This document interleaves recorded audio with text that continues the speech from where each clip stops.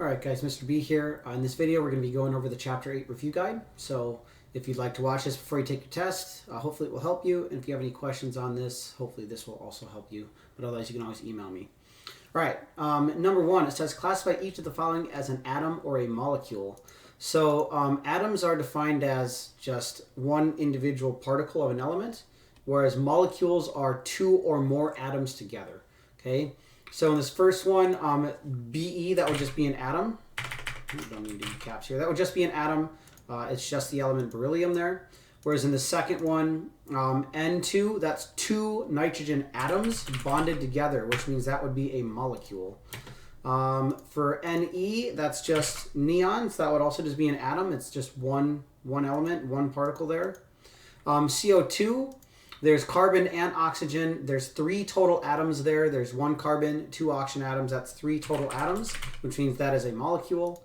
In H2O, there is two hydrogens and one oxygen. So that is three total atoms. That would also then be a molecule.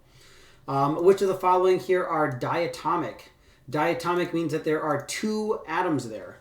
So CO2, that's one carbon, two oxygens, it's a total of three atoms. That is not diatomic. That would be triatomic, tri meaning three.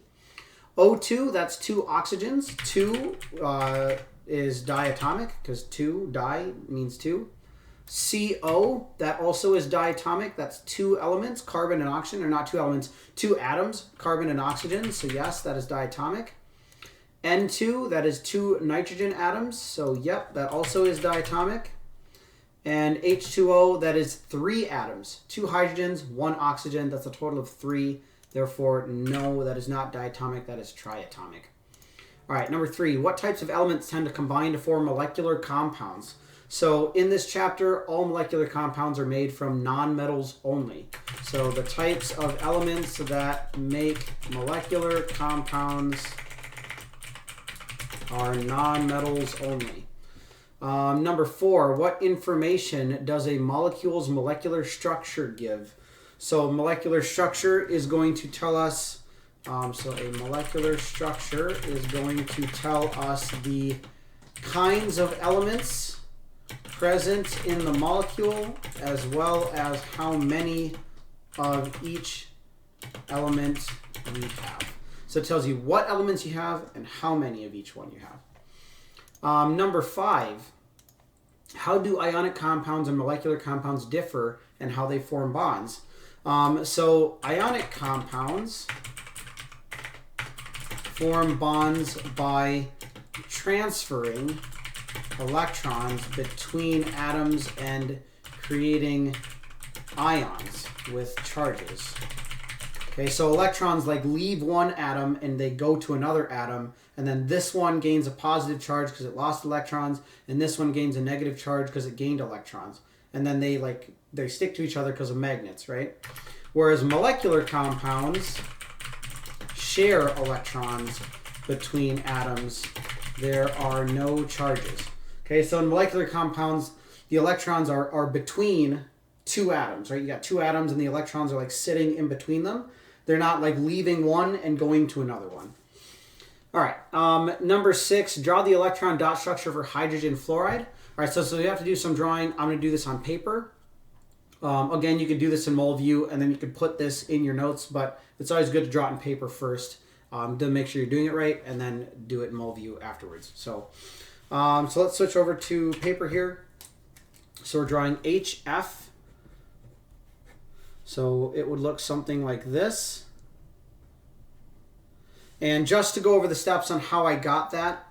So to draw the molecule, one, you should count how many valence electrons you have total. So H has one valence electron, and F has 7 valence electrons. So that's a total of 8. And then you want to connect the two together with a single bond. So we have H and F. We want to connect them together. Remember, every bond is 2 electrons. So of the 8 we had, we're going to subtract 2 from it because we just used 2 to make that bond, which means we have 6 valence electrons left to distribute. And hydrogen, remember, is happy with only having 2. So you don't ever want to put any lone pairs on on hydrogen, which means the lone pairs are going to go on the fluorine. So we have 1, 2, 3, 4, 5, 6.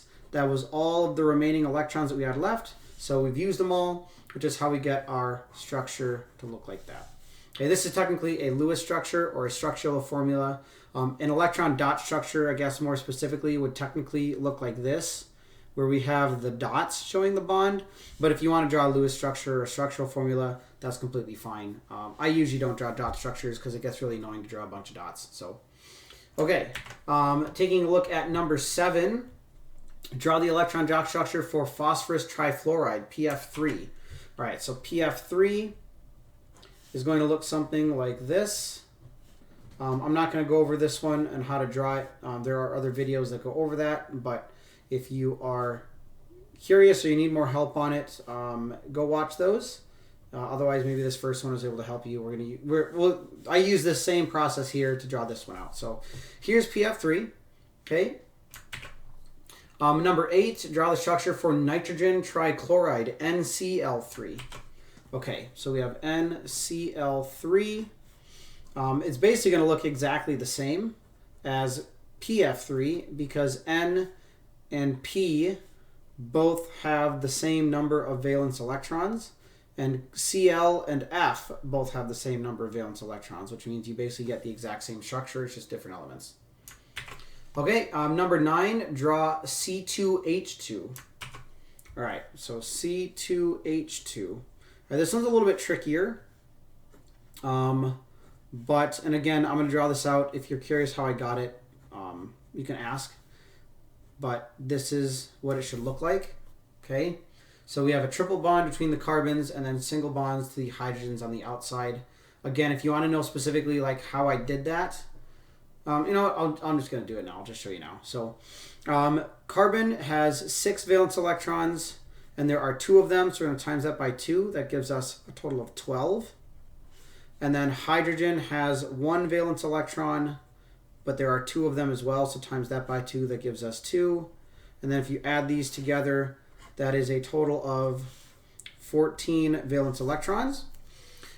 Since hydrogen can only hold 2 electrons and it can only make 1 bond with things, it's not going to be in the middle of any kind of molecule. It's always going to be on the outside. So that's how I knew that the hydrogens should be like on the outside edges and the carbons will be in the middle like this. Then we want to connect everything up, and then we want to subtract that from the total electrons we started with. So this is 2, 4, 6 electrons we've just used to make these bonds. We had 14 to begin with. So minus 6 gives us 8 valence electrons left.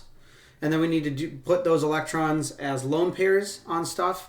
We don't want to do it on the hydrogens because they can't hold anymore, so we're going to put them on the carbons. So it'd be 1, 2, 3, 4, 5, 6, 7, 8.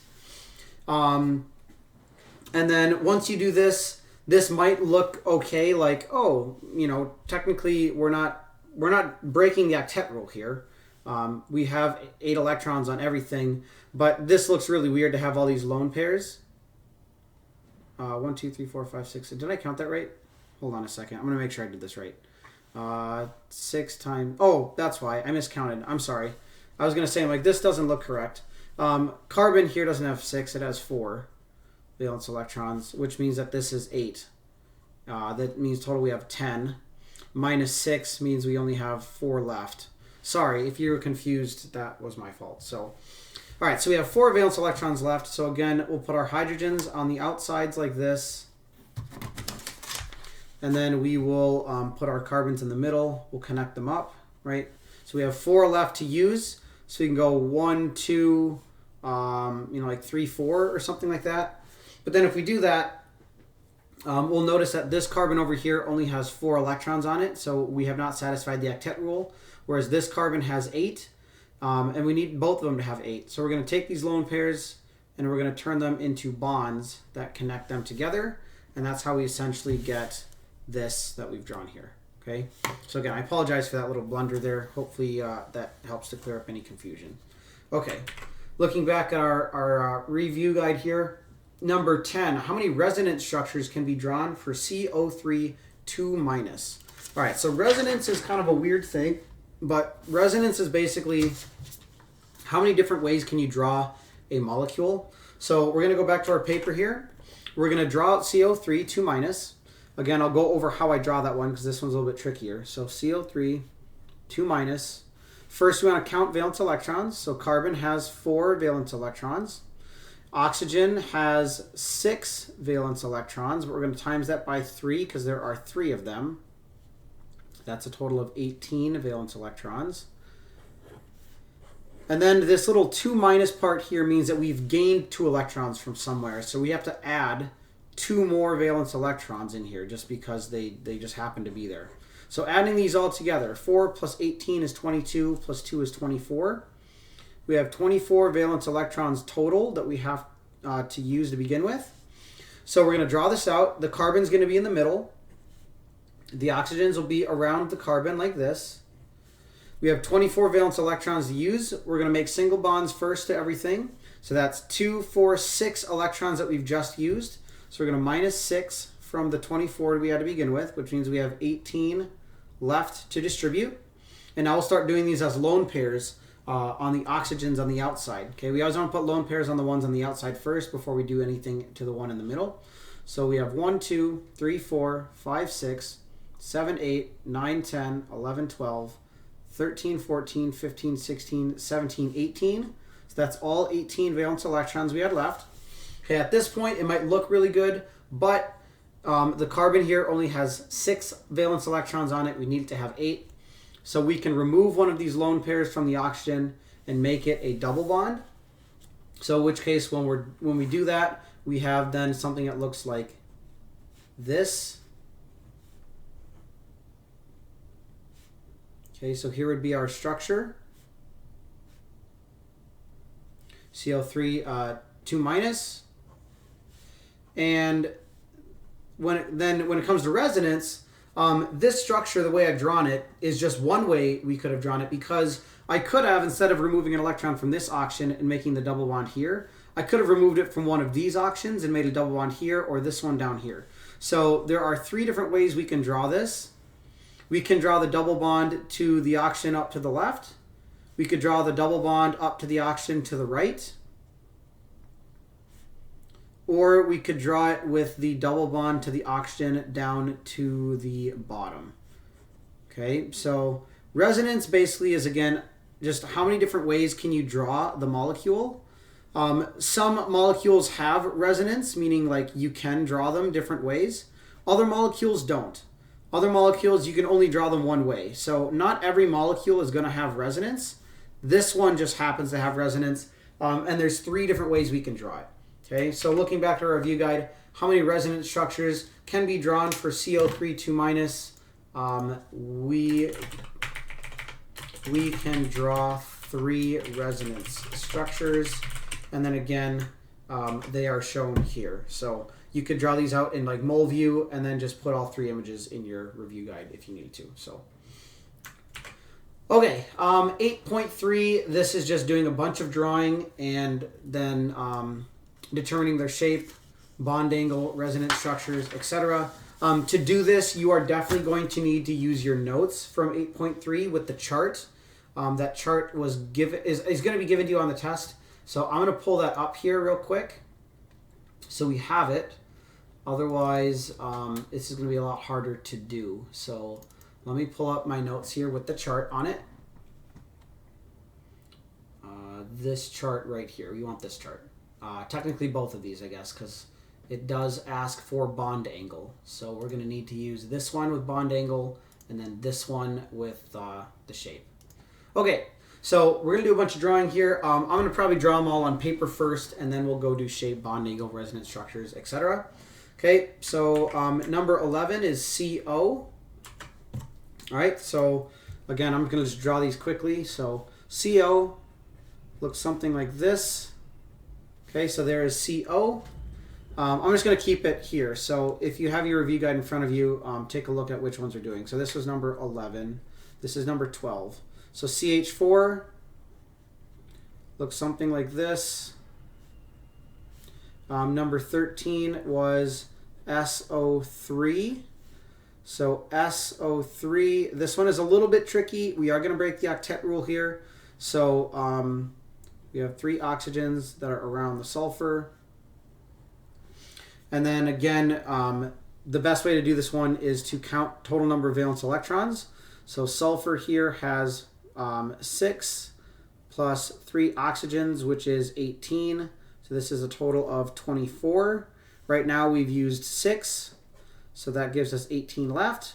So if we put lone pairs on everything, that'll be 18, and then the sulfur is only going to have 6 on it, so we're going to have to do a double bond to one of these, so it's going to look something like this. Okay, and again, I know I just did that really, really fast in my head, so if you're not sure how I got that, you can ask. But there's our structure for SO3, so that's number 13. Number 14 we have is BeF2. So BeF2 is going to look something like this.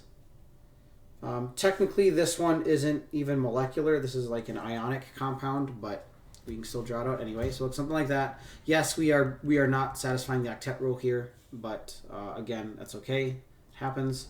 Number 15 is CO3 2-, which we already just drew out in the last one. So we'll just draw one version of it because we know that we can draw it more than one way. So there is that one. And then number 16 is PCl5. This is another one. This one we're going to be breaking the octet rule here. So we have 1, 2, 3, 4, and 5 chlorines. We'll connect them all up like this. And then just to make sure we have our electrons correctly here, phosphorus has 5. Chlorine has 7, times that by 5, that's 35. That's a total of 40. And we use 2, 4, 6, 2, 4, 6, 8, 10, which means we have 30 left. So we need to distribute 30 electrons. So 1, 2, 3, 4, 5, 6, 7, 8, 9, 10, 11, 12, 13, 14, 15, 16, 17, 18, 19, 20, 21, 22, 23, 24, 25, 26, 27, 28, 29, 30. So there is our PCl5. Okay, it looks something like that. We are breaking the octet rule. The phosphorus here has 10 electrons on it. Phosphorus is just one of those elements that is able to do that. So, and then the last one we have is H3O+. Okay, so here's another kind of funky one. So let's count electrons. I guess we'll do the oxygen here in the middle and split the H's around it. And let's count electrons. So H3, that's 3 electrons. Each hydrogen has 1, times that by 3, so that's 3. Plus the oxygen, which has 6. So this would typically be 9.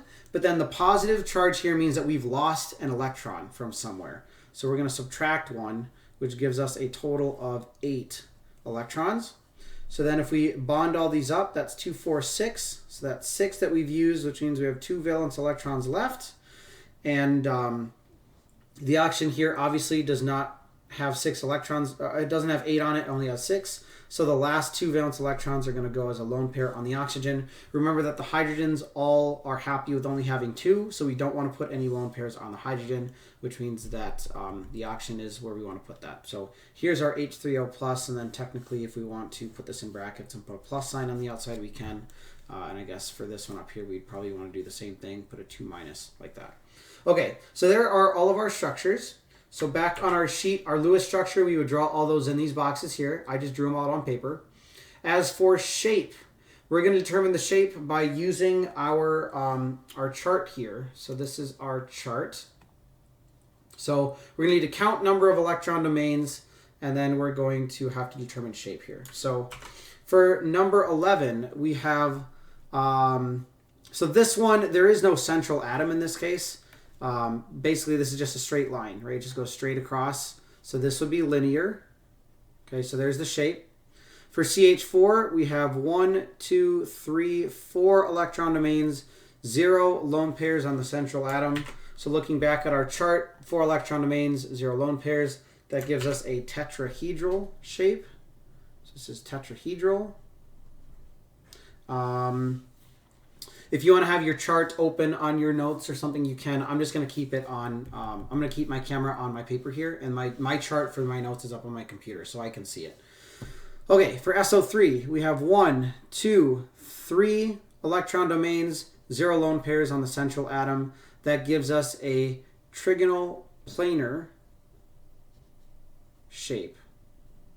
Okay, so that's trigonal planar for shape.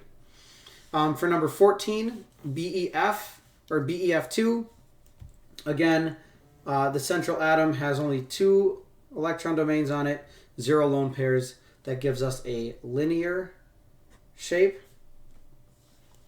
For Cl3 2-, it pretty much is exactly the same as SO3 up here. It has pretty much the exact same structure, only carbon's in the middle rather than sulfur. So it's going to be the same shape as the other one was. So this is also going to be trigonal planar.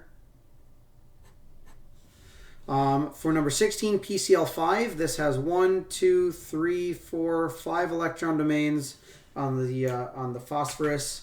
Looking at our chart here, we have 0 lone pairs on the central atom, which gives us a trigonal bipyramidal shape. So this is going to be trigonal bipyramidal. Okay.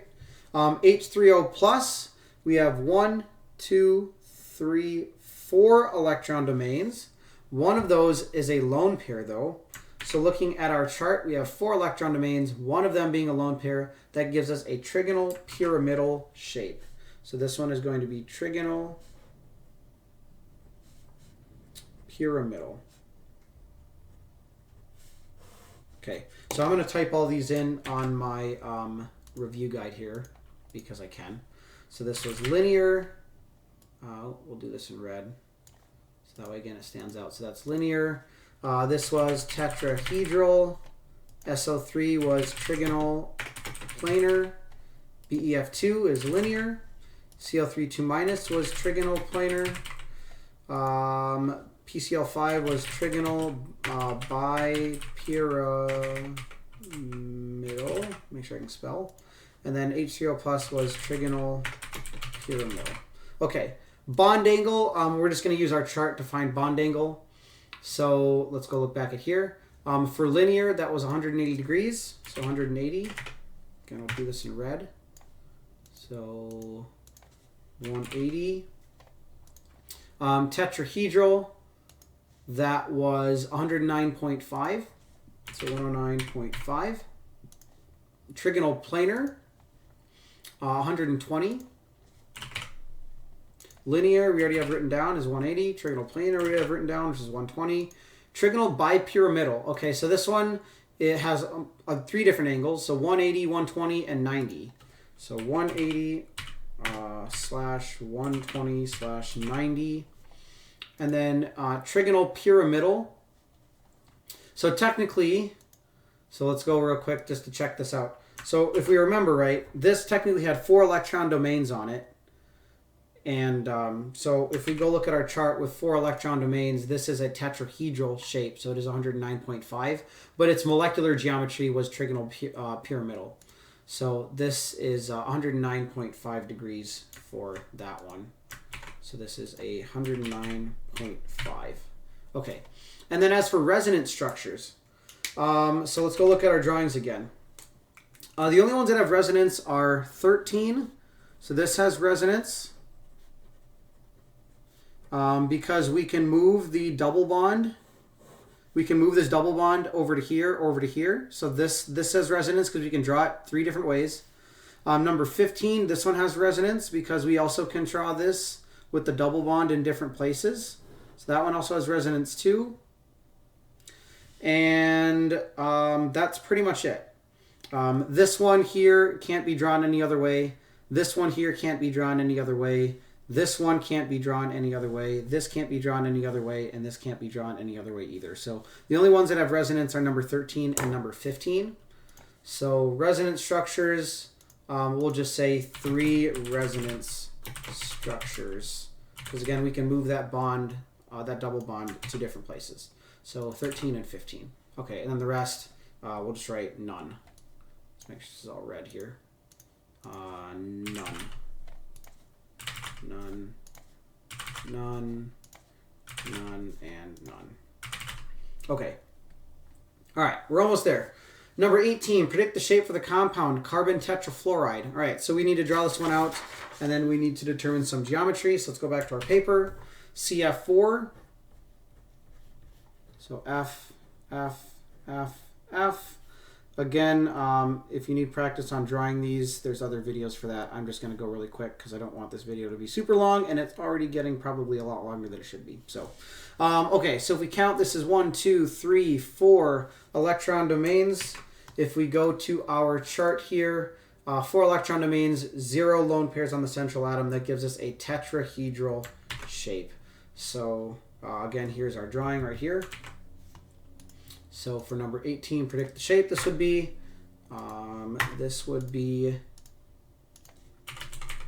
tetrahedral. All right, and then for fluorine monoxide, F2O.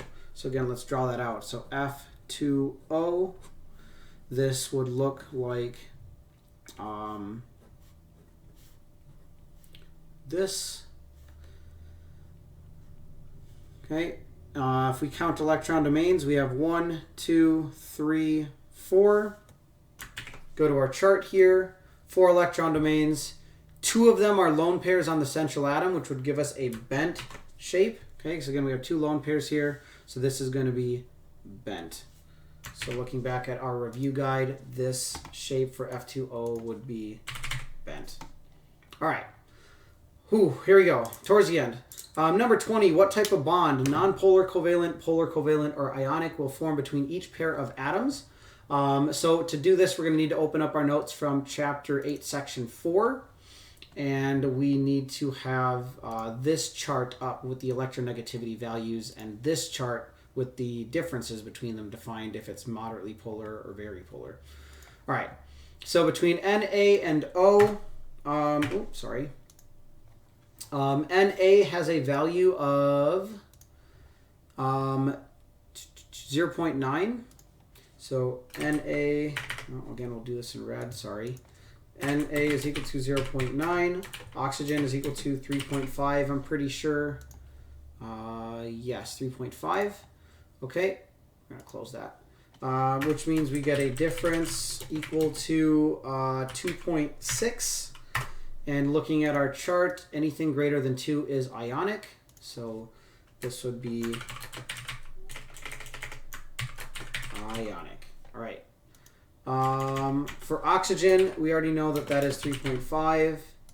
And if they are both the same element, that means that the difference between them is 0. And if the difference is 0, that means that it is not polar at all. So this is non-polar. All right.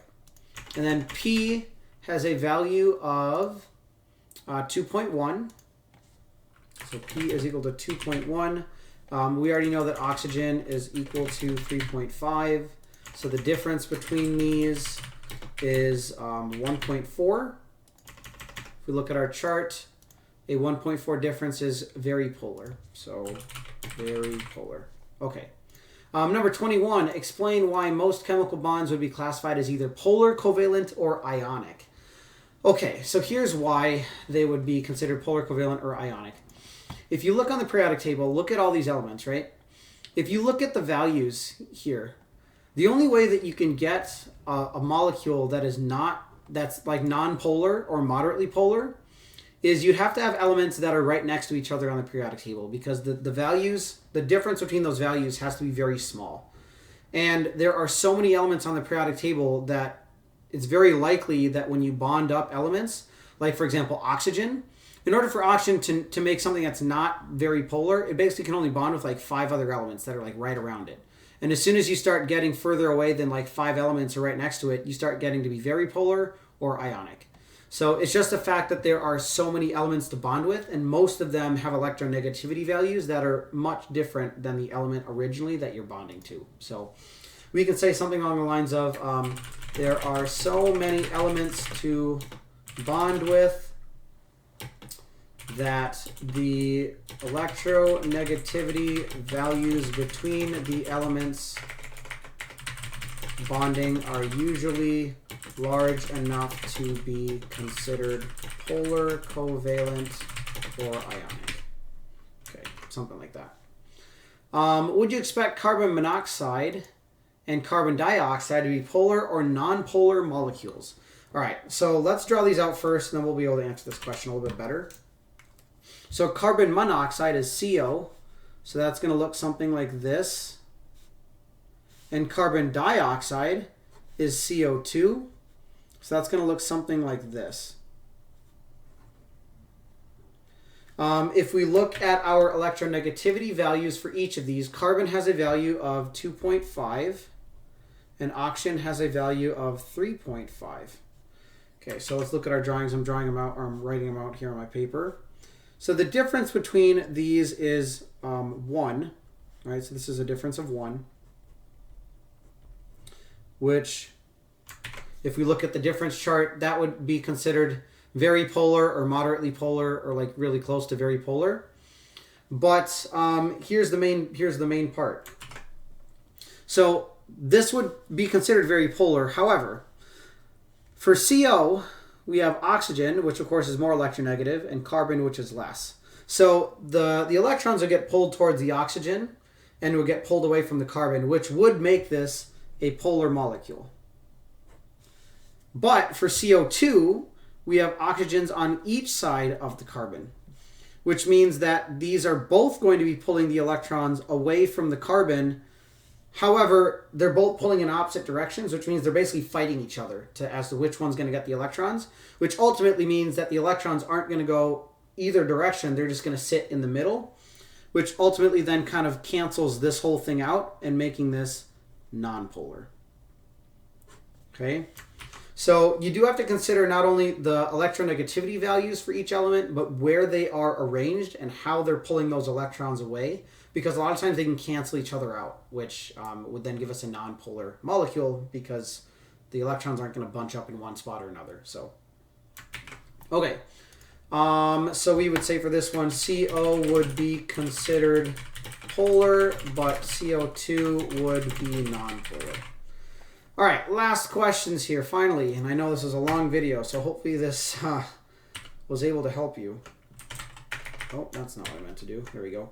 Okay, draw the structural formulas for each molecule and identify polar covalent bonds by assigning the slightly positive or slightly negative symbols. Okay, so we're going to draw these out on a piece of paper, and then we will assign each of these. So NH3 is going to look something like this. CH4 is going to look something like this. And then CO2, which we actually have already drawn, because we just did that one, looks something like this. And we actually already know that CO2 is not polar. So we can already just say that this is nonpolar because we just solved this one. So we just have to look at these two. All right, so let's go take a look at our values. We have nitrogen in NH3, so that has a value of 3.0, and hydrogen, which has a value of 2.1. And then in CH4, we had carbon, which has a value of 2.5, and hydrogen, which is 2.1. All right, so let's go look at our molecules again here. So NH3, this has a difference of 0.9. And for CH4, this has a difference of 0.4. So if we go look at our difference chart, 0.9 would be moderately polar, 0.4 falls on the nonpolar range. So for our molecules here, for CH4, this is also going to be nonpolar. And for NH3, this is 0.9, so this would be moderately polar. And so we are going to have slight positive charges on the hydrogens and a slight negative charge on the nitrogen. So the electrons are going to get pulled toward the nitrogen, and they're going to basically clump up here towards the top, which would then make this a moderately polar molecule. So looking back at our review guide, for number 23, we can draw all those on paper, and then you can draw them in mole view and put them in your review guide. And then you can use the little negative and positive symbols in mole view to assign them to those. But basically, NH3 would be moderately polar, so that one would have some charges on it, or slight charges. CH4 would be nonpolar, and CO2 would be nonpolar. So you wouldn't need to have any symbols on those. So okay, so that was the whole review guide. Hopefully that helps you. And if you have any other questions on anything, please let me know. You can obviously skip around in this video too. But all right, hopefully that helped, and I will see you in the next one.